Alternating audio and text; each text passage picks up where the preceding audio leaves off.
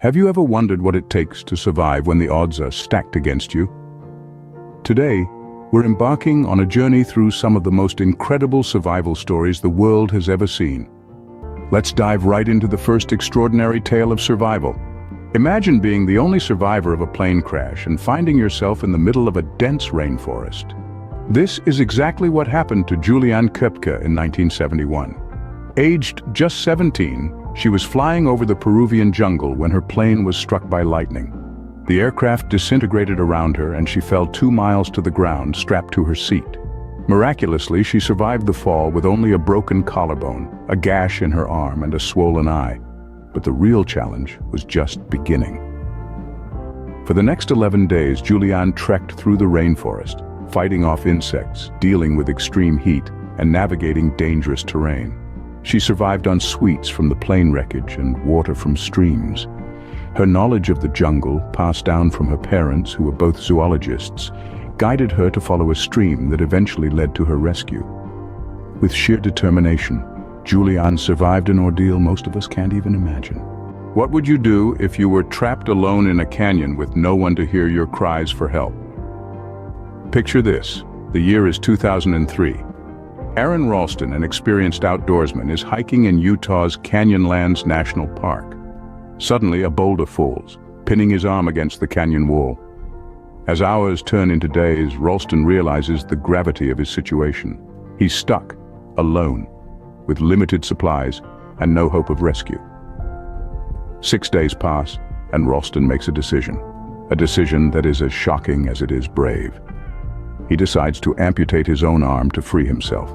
With a dull pocket knife and an unimaginable will to live, Ralston does the unthinkable.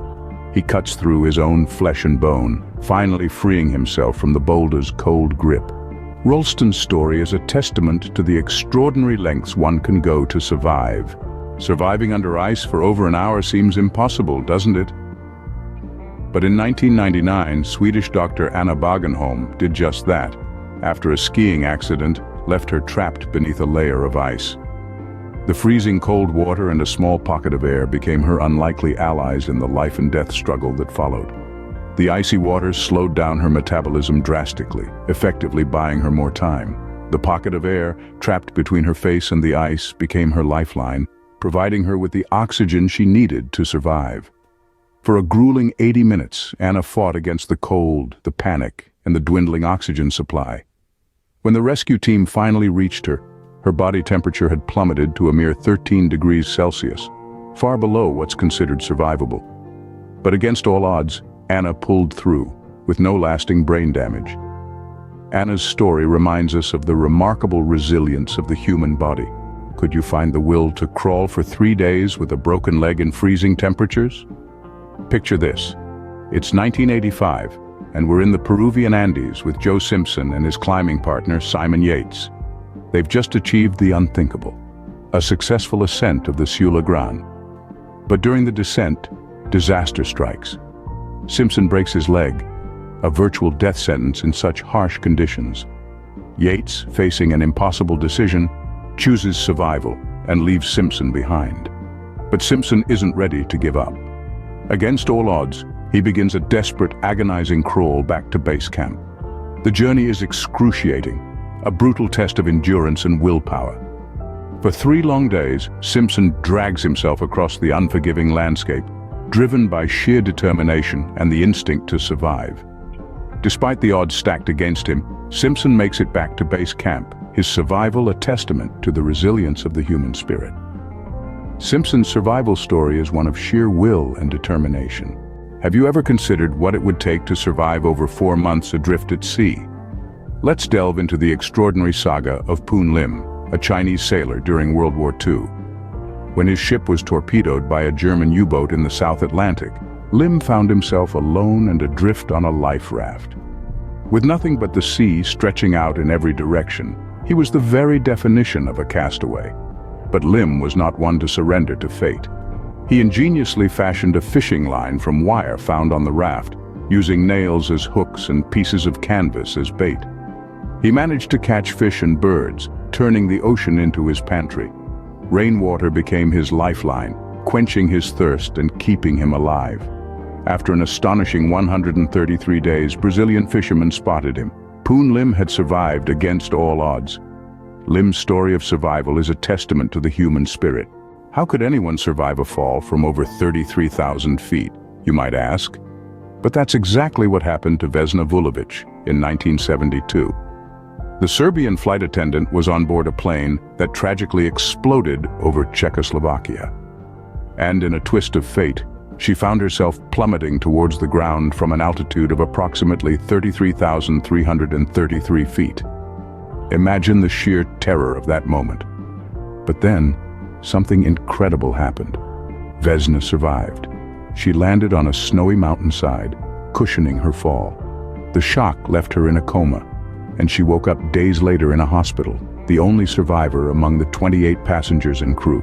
Her injuries were severe, including a fractured skull, broken legs, and 3 broken vertebrae. But she was alive, against all odds. She later went on to live a full life, becoming a national hero in her home country. Vulovic's story is truly one of survival against all odds. Imagine being lost in a desert for 10 days. How would you survive? This was the harrowing reality faced by Mauro Prosperi during the 1994 Marathon des Sables. This grueling 6-day, 155-mile ultramarathon through the unforgiving Sahara Desert proved to be more than a physical challenge when Prosperi found himself lost in a merciless sandstorm. With the sand blurring his vision and disorienting him, Prosperi wandered for 10 long, torturous days. In this desolate landscape, survival required quick thinking and resourcefulness. In a desperate act, Prosperi resorted to drinking his own urine and eating bats just to stay alive. The desert, vast and relentless, tested his resilience, but Prosperi, fueled by an indomitable spirit, persevered. Finally, after what must have felt like an eternity, he was rescued. Prosperi's tale is a stark reminder of the human will to survive. In the face of overwhelming odds, the strength of the human spirit can truly shine. Picture yourself alone in the Antarctic, having to trek hundreds of miles to safety. Douglas Mawson, an Australian explorer, faced this exact predicament in 1912. After his 2 companions tragically perished, Mawson found himself in the middle of an icy wilderness with only his determination to bring him home. Despite the biting cold, endless white terrain and the haunting isolation, Mawson pressed on. He had to navigate treacherous crevasses and blizzards with limited supplies and no companionship to keep his spirits high. Yet he refused to succumb to the harsh elements. The sheer willpower and resilience he demonstrated are truly awe-inspiring. He trekked for over a month, battling frostbite and exhaustion, until he finally glimpsed the welcome sight of his base camp. His survival is a testament to the indomitable human spirit and the will to live, even in the face of overwhelming odds. Mawson's story is one of the most remarkable feats of survival in polar exploration. Could you survive for 3 days at the bottom of the ocean? This is the reality that Harrison Okene, a Nigerian cook, faced in 2013. His ship sank off the coast of Nigeria, plunging him into the icy depths of the Atlantic Ocean. In the pitch-black underwater tomb, Okene found a small pocket of air, his only lifeline in the sunken vessel. He was trapped, the weight of the ocean pressing down on him, the memory of his 12 crewmates who didn't survive haunting him. Okene was alone with his thoughts, the deafening silence, and the cold. He had only sips of Coca-Cola and a few tools to keep him company. His hope was dwindling, but the will to survive, the primal instinct that is ingrained in all of us, kept him going. After a grueling 72 hours, divers discovered Okene, shocked to find a survivor in the wreckage. His rescue was a race against time, a delicate operation that ultimately brought him back to the surface. Okene's survival is nothing short of a miracle. What would you do if you were left for dead after a grizzly bear attack? Let's turn our attention to the early 19th century, when Hugh Glass, a seasoned fur trapper, found himself in this unthinkable situation. While on an expedition in what is now South Dakota, Glass was brutally mauled by a grizzly bear. His companions, believing he wouldn't make it, left him alone to face his fate.